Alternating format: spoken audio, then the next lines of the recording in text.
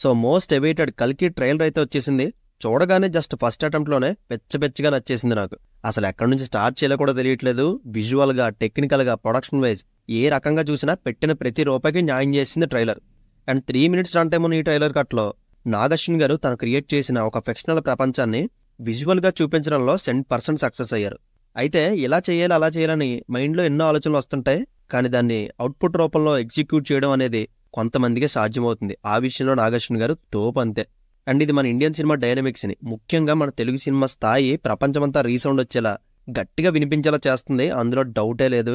Just 2 సినిమాల experience ఉన్న ఒక డైరెక్టర్ ఎంత పెద్ద బడ్జెట్ని, బిగ్ కాస్టింగ్ని, కథలో కమర్షియల్ ఎలిమెంట్స్ ఇస్తూనే మైతో సైఫీ అనే కొత్త జోనర్తో ఎక్స్పెరిమెంట్ చేసి ఇప్పటి వరకు రిలీజ్ చేసిన ప్రతి స్టఫ్ని ప్రామిసింగ్గా డెలివర్ చేయడంలో ఎక్స్ట్రాడనరీ జాబ్ చేశారు నాగశ్విన్ గారు. మీ 3 సంవత్సరాల పైన పడిన కష్టం విజువల్గా మాకు క్లియర్గా కనబడుతుంది. మీ కష్టం ఊరికే పోలేదు. అండ్ సినిమా రిలీజ్ అయ్యాక సినిమాతో పాటు డ్యామ్ షూర్గా మీ స్థాయి కూడా బియాండ్ లెవెల్లో వెళ్ళిపోతుంది. మీరు ఫిజికల్గా చిన్నగా ఉన్నా ఆ పొరలో మాత్రం చాలా విషయం ఉంది. You are one of the greatest directors. So ఇంకా ట్రైలర్ డీటెయిల్స్లోకి వెళ్ళిపోతే, కల్కి ట్రైలర్ మొత్తం జస్ట్ 2 పాయింట్స్ మీద బేస్ అయి ఉంది. ఒకటి, దీపికా పడుకునేని కాపాడేవారు. ఈ కేటగిరీలో ఇమ్మోర్టల్ అశ్వత్థామ, అదే మన అమితాబ్ గారు అండ్ రెబల్స్ గ్యాంగ్ ఉన్నారు. రెండోది, దీపికా పడుకునేని పట్టుకోవాలనుకునేవారు. ఈ కేటగిరీలో మన భైరవ అండ్ రైడర్స్ ఉన్నారు. అండ్ మీరు 1 year బ్యాక్ వచ్చిన కల్కి గ్లిమ్స్ని కనుక అబ్జర్వ్ చేస్తే, దీపిక రైడర్స్ దగ్గర హెల్ప్లెస్ సిచ్యువేషన్లో ఉండిపోతుంది. అండ్ తనతో పాటు తన ఏజ్ గ్రూప్లో ఉండే కొంతమంది అమ్మాయిలు కూడా అక్కడే ఉంటారు. అండ్ వీళ్ళ ద్వారా పుష్టిగా ఉండే పిల్లలు కనేలా చేయడమే ఈ రైడర్స్ గ్యాంగ్ యొక్క ప్రాజెక్ట్ అయి ఉండొచ్చు. అందుకే ఇదే గ్లిమ్స్లో ఒక పెద్ద మనిషి అంటాడు, వాట్ ఈస్ ప్రాజెక్ట్ కే అని. ప్రాజెక్ట్ కే అంటే కల్కి కాదు, ఇది వాళ్ళు చేస్తున్న ఒక ప్రాజెక్ట్ పేరు. అండ్ నేను ఇదే మాట 1 year బ్యాక్ కల్కి గ్లిమ్స్ బ్రేక్ డౌన్ వీడియోలో కూడా చెప్పాను. చూడలేని వాళ్ళంటే ఒకసారి ఆ వీడియో కూడా చూసేయండి. ట్రైలర్లో మన బౌంటీ హంటర్ భైరవాకి ఒక అమ్మాయిని పట్టుకోమని 1 million units ప్రైజ్ మనీతో వర్క్ వస్తుంది. అండ్ అక్కడున్న హోలోగ్రామ్ టైప్ ఇమేజ్ చూస్తే ఫెర్టైల్ ల్యాబ్ సబ్జెక్ట్ అని ఉండి కింద దానికి సంబంధించిన మ్యాటర్ ఉంది. అదేంటంటే 2800 సంవత్సరం నుంచి ఆ అమ్మాయి మా దగ్గరే అంటే కాంప్లెక్స్ వరల్డ్లో ఉంటూ ఒక మిషన్లో పార్ట్ అవుతుంది. ప్రజెంట్ ఆమె 150 రోజులు కంప్లీట్ అయిన గర్భవతి. ఆమె ఇప్పుడు ల్యాబ్ నుంచి తప్పించుకుంది. ఆమెను తీసుకొచ్చినోడికి 1 million units prize money reward ఉంటుందని డిస్క్రిప్షన్లో మెన్షన్ చేశారు. యాక్యురేట్గా ఇదే ఉండదు, కానీ మెయిన్ మీనింగ్ అయితే ఇదే.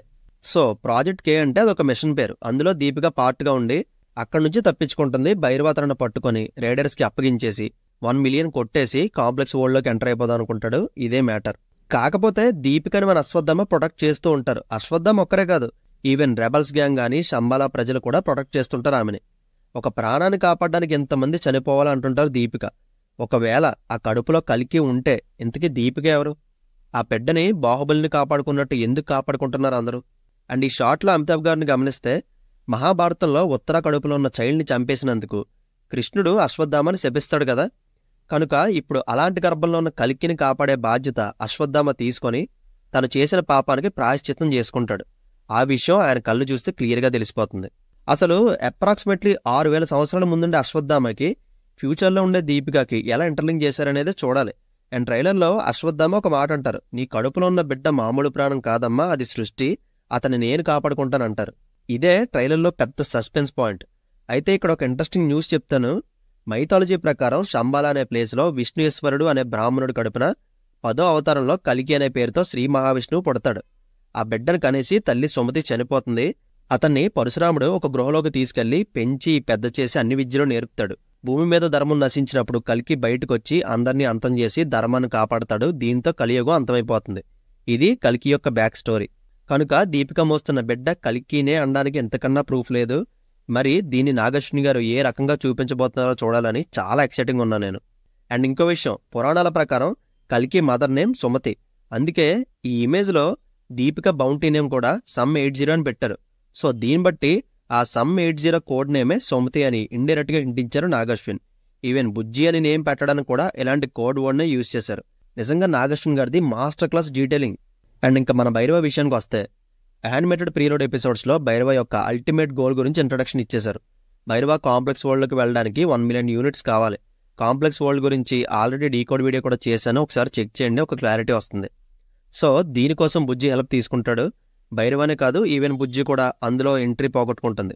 ఇప్పుడు బుజ్జి కూడా భైరవతో పాటు కాంప్లెక్స్కి వెళ్లాలని ఒకరికొకరు టీమప్ అవుతారు. కాకపోతే ట్రైలర్లో ఎక్కడ కూడా బుజ్జిని చూపించలేదు. ట్రైలర్ 95% అంతా సీరియస్ నోట్లోనే వెళ్ళింది. అయితే ఆబ్వియస్గా ప్రభాస్నే చివరికి కల్కి అవుతారనుకుంటున్నా, ఎందుకంటే టైటిల్ కల్కి అని పెట్టి హీరో ప్రభాస్ అని కల్కి చేయకపోతే అస్సలు బాగోదు కదా. బట్ భైరవ నుంచి కల్కిగా ఎలా ట్రాన్స్ఫర్ అవుతారనేదే చూడాలి. అందుకే ఈ సినిమా క్యాప్షన్ కూడా heroes are not born, they rise అని పెట్టారు. మేబీ వేరెవరైనా కల్కి చేసే ఛాన్స్ కూడా లేకపోలేదు. బట్ ఎలా చూపించినా టైటిల్కి జస్టిఫికేషన్ జరిగేలా కన్విన్సింగ్గా చెప్పగలిగితే చాలు. అండ్ ఇంకా మన భైరవ లవ్ ఇంట్రెస్ట్ ఆబ్వియస్గా దిశ పటాని. అండ్ ఆమె ఉన్నది ఒక్క ఫ్రేమ్లోనైనా వాళ్ళ రిలేషన్ పూర్తిగా అర్థమైపోతుంది. తను కూడా ఒక బౌంటీ హంటరే. ఈ ఇద్దరు కలిసి కాంప్లెక్స్లోకి చెక్కేద్దాం అనుకుంటారు. అండ్ ఈ క్లిప్స్లో ఇద్దరు హార్స్ మీద కాంప్లెక్స్ వరల్డ్ మొత్తం తిరిగేస్తారు. 100% ఇది సాంగ్లో షాటే. అండ్ ఈ ప్లేస్ గమనించారా? ఇందులోనే మన అశ్వత్థామ ఉంటారని నా గెస్. ఈ పిల్లోడే లోపల ఉన్న అశ్వత్థామతో మాట్లాడతాడు. అది మీరు అశ్వత్థామ ఇంట్రొడక్షన్ గ్లింప్సీలో చూసే ఉంటారు. అండ్ ఈ ఇమేజ్ కనుక అబ్జర్వ్ చేస్తే ఈ స్ట్రక్చర్ని నెల్లూరులో ఉన్న శ్రీ నాగేశ్వర స్వామి టెంపుల్ టైప్ ఉండేలా కన్స్ట్రక్ట్ చేశారు. ఇది పెరుమాలపాడు విలేజ్లో ఉంది. ఇందులోకే పిల్లలు ఎంటర్ అవడం, రోబో ఎంటర్ అవడం, ఒక చిన్న ఫైట్ సీక్వెన్స్ కూడా ఈ టెంపుల్లో ఇంక్లూడ్ చేశారు. ఎక్కడి నుంచే మన అశ్వత్థామ బయటకు వస్తారు. సో ఇంక ఇది సైఫై జానర్ అయిన మైథాలజీ కనెక్ట్ చేస్తున్నాం కాబట్టి ఇలాంటి ఫ్యూచరిస్టిక్ వరల్డ్లో కూడా రైడర్స్ పక్కన ఒక సన్యాసిలాగా ఎవరో అతను ఉన్నారు.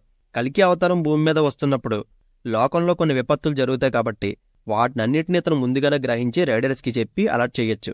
ఐ థింక్ ఇతని రోల్కి ఇంపార్టెన్స్ ఉంటుంది మూవీలో. ఇంకా రైడర్స్ గ్యాంగ్ లాగా రెబల్స్ గ్యాంగ్ కూడా వెపన్స్ యూజ్ చేయడం, ఫైరింగ్ మెషిన్స్ ఉండడం, ఆకాశంలో తిరిగే వెహికల్స్ వాడడం ఇలాంటివి కామన్గానే ఉన్నాయి.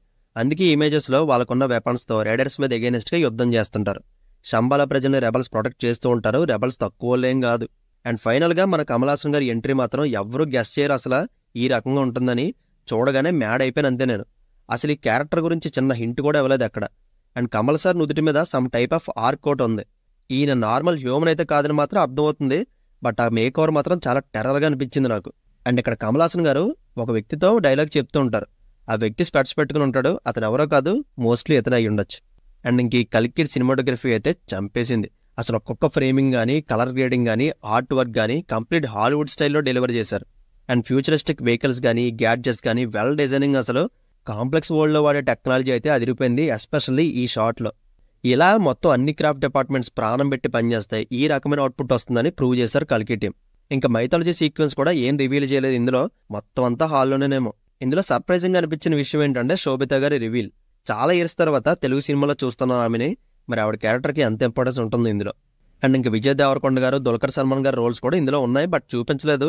మేబీ వాళ్ళు మైథాలజీ టైంలో ఉంటారేమో, అందుకే రివీల్ చేయకపోయి ఉండొచ్చు. సో ట్రైలర్ మొత్తం డీకోడ్ చేస్తే మనకు తెలిసిన మ్యాటర్ ఇది. అండ్ ఇందులో రీజియన్కి సంబంధించిన కొన్ని క్లిప్స్ కూడా చూపించారు, కానీ వాటిని ఎక్కువ ఎక్స్ప్లోర్ చేయలేదు. మొత్తానికి కనిపించి కనిపించకుండా, వినిపించి వినిపించకుండా చాలా జాగ్రత్తగా ట్రైలర్ కట్ చేశారు. అయితే నాకు డౌట్ వచ్చింది. దసరా మూవీ ట్రైలర్ గుర్తుందా? అందులో నాని గారు, కీర్తి సురేష్ గారు ప్రేమించుకుంటున్నట్టు ట్రైలర్ కట్ చేశారు. తీరా సినిమాకి వెళ్ళి చూస్తే వాళ్ళ ఫ్రెండ్ని లవ్ చేస్తుంది కీర్తి. సేమ్ ఈ ట్రైలర్లో కూడా ఆడియన్స్ని ఫూల్ చేస్తే ఏదో ఒక టర్న్ గట్టిగానే ఉంటుందేమోనని నా డౌట్.